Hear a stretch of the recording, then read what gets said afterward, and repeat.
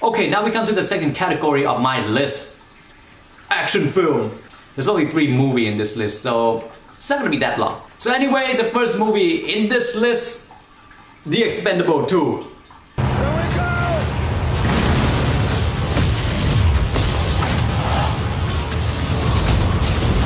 How did you do that? I know this is a weird choice, but I really like this movie. It's pretty much like my childhood dream being fulfilled on screen. I mean, I grew up watching all these action movies like Rambo, Commando, the Missing in Action series like Bloodsport and something like that. And seeing all these legendary action stars in the same movie together was a pure testosterone bliss for me.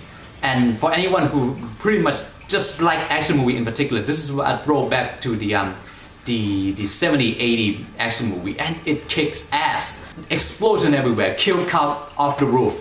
And the action, the gunfight was spectacular. And the one thing that really made this movie great was the scene where Arnold Schwarzenegger, Sylvester Stallone, Bruce Willis and Chuck Norris showed up in the same scene. If seeing these 4 guys in the same movie together wasn't enough, seeing them in the same scene was like the entire universe gonna blow up. I mean, you see them like shooting bad guys together, and then like Arnold and Chuck Norris like shooting people together. That was so freaking cool. I mean, and it's also a very entertaining movie. And even though I thought it's gonna screw up halfway through the movie, it changed my mind. Now, when I say this, I mean that I thought the movie was gonna be stupid and try to add like a romantic angle, like in the first movie.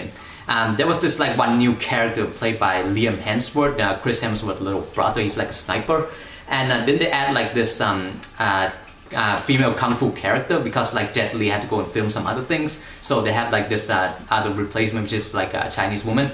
I can't remember her name, I'm sorry. But it showed that they kind of like each other. And I thought to myself, it's gonna be this little stupid subplot. And then Jean-Claude Van Damme showed up and killed Liam Hemsworth. Yeah! I mean, thank God I didn't go through that stupid romance subplot bullshit. Just concentrate on kicking ass, firing gun, and stabbing people and punching people to death. It was everything you can ask for in an action film, and it came out perfectly. The chemistry between each character was really good. I mean, everybody working on this film, from Dolph Lundgren, Terry Crews, Randy Couture, and Sylvester Stallone, and Jason Statham, they enjoyed making this movie, and the chemistry showed. They enjoyed it, talked to each other, and everything came out so nice. It was basically the perfect dude movie. If you're a guy and you gotta see this, it's pure testosterone bliss nirvana. It kicks ass. Now the next movie, I'm not gonna say anything much because I already made a video on it. Skyfall.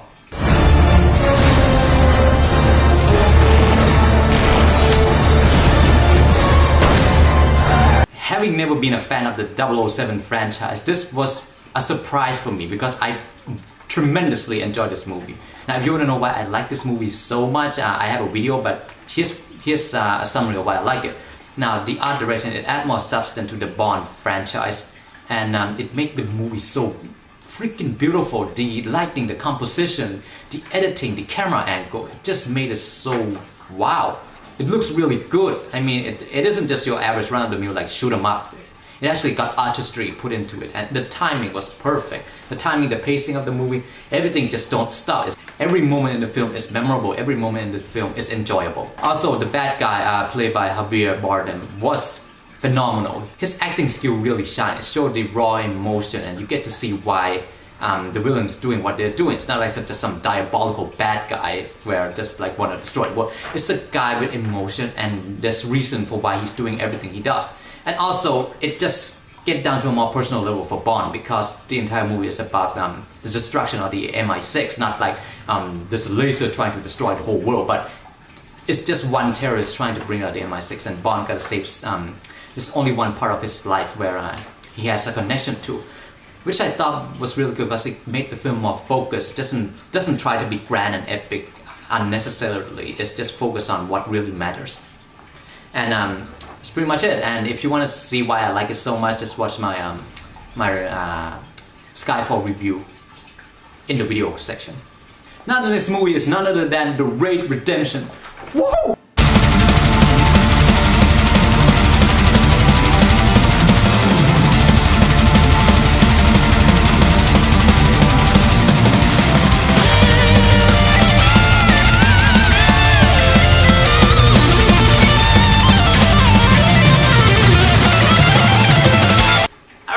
kick-ass video on this. I'm not gonna say anything much. It's just one of the most satisfying martial art movie I have ever seen.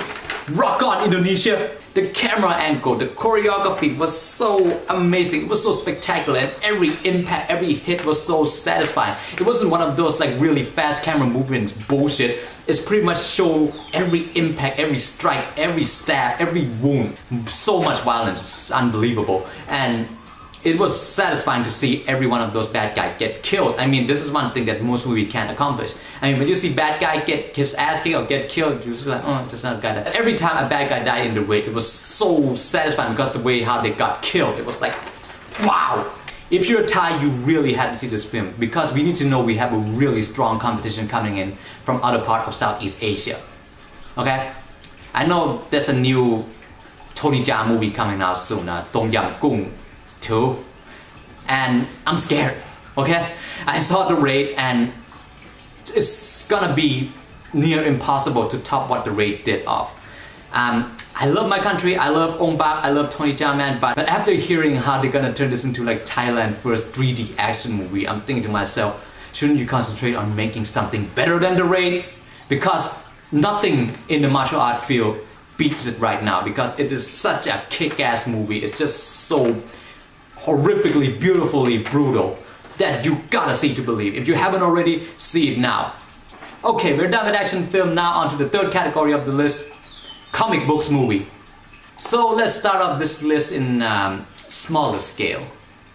The first movie on this list is none other than Chronicle. I'm worried about Andrew. Listen to me. We can't screw around with this. It's too dangerous.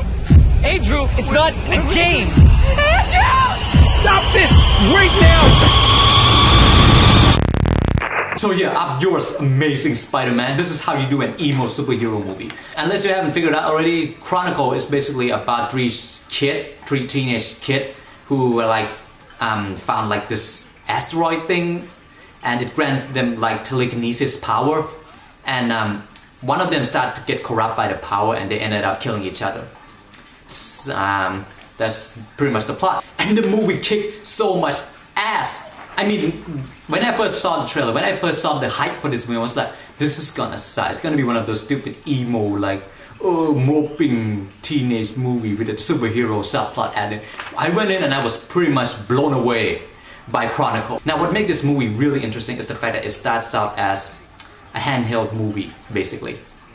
In the first like 40 minutes, they just hold the camera and move it around, like pretty much like Cloverfield, basically. And but as the story progresses and the main character Andrew, he become more proficient with his telekinesis, it stopped being a handheld camera movie. It started moving around because like Andrew is manipulating the camera into like like moving slowly around him. The uses of camera was very innovative, where you see camera from like a different angle, different camera basically, because this movie isn't only fixed to like one handheld camera. There was a scene during the climax where like Andrew start like a fight with his friend, and he just summoned all this like iPhone camera to like fly around him, and there's like about 10 cameras simultaneously, and they just switch from one camera to another. That was a really innovative use of camera work, and I applaud whoever worked on this film for their creativity. It kicks ass, and it got great character development and interaction. I mean, Andrew's an emo, yeah, I know, and this is how we got it right. Not like that moping Peter Parker from Amazing Spider-Man. Andrew is a believable character. You see why he's so mopey all the time. You see how he got rejected in school. You see how everybody treats him like crap. You see how his father beat him repetitively. You see how like when he thought that things were gonna get better in his life, everything just pretty much sinks to a lower level. It was powerful. It was powerful storytelling, and you can see and you can feel for the character as they descend deeper into like darker thoughts, where Andrew started to develop this something like an apex predator concept, where he thinks that he's above everybody else, and a lion doesn't need to feel sorry if it kills a deer, something like. It was kick-ass. It was a really well done and very well written superhero movie. It's very small scale, and it was a surprise hit. Thank God, this movie kicked so much ass. So yeah, Chronicle, a small scale movie with an enormous impact on the entire industry. And the next movie is none other than The Avengers.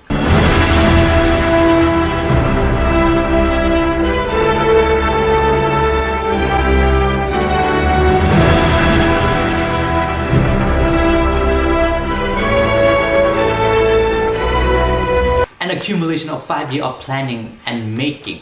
Starting with Iron Man, with one little tiny teaser, with Samuel Jackson character showing up and said, "We're making the Avenger Initiatives."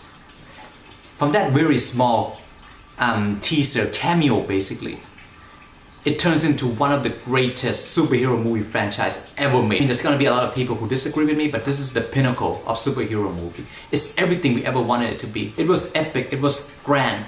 It shows every character you love on screen with enough screen time to develop all of the characters. And it doesn't screw around. It doesn't waste its time on unnecessary subplot. Everything moved from one spectacular scene to the next, even though it's just the character arguing with each other or they're saving New York. Everything was so perfectly done. Captain America, Iron Man, the Hulk, Hawkeye, Black Widow, Thor. Everybody get enough screen time. Everybody get to show off their power. It was perfect. If you're basically a fan of comic books, enjoy it. Even if you don't read comic books, you still enjoy it. This is a really well done action movie. It got the right amount of action and comedy. It's gonna keep you entertained for the entire duration of 2.5 hours running time. So The Avenger, what else is there to say that hasn't already been said? This is one of the greatest superhero movie ever made. What is your excuse of not seeing it right now? It's been out for almost a year. Now the next one is none other than The Dark Knight Rises. You don't owe these people anymore. You've given them everything. The finale to the epic Nolan trilogy. Everything that has made the first two movies great was in this movie. And the addition of new cast only enhanced the cinematic quality of The Dark Knight Rises. Bane was an excellent villain. And Catwoman was pretty good on her own right. Now, I'm not gonna say anything much again because I already made a video on this. So if you wanna see why I really like this movie, go see that video right now. But to wrap things up, The Dark Knight Rises is a satisfying ending to one of the best Batman movie series of all time. And the last on this list is none other than Dredd.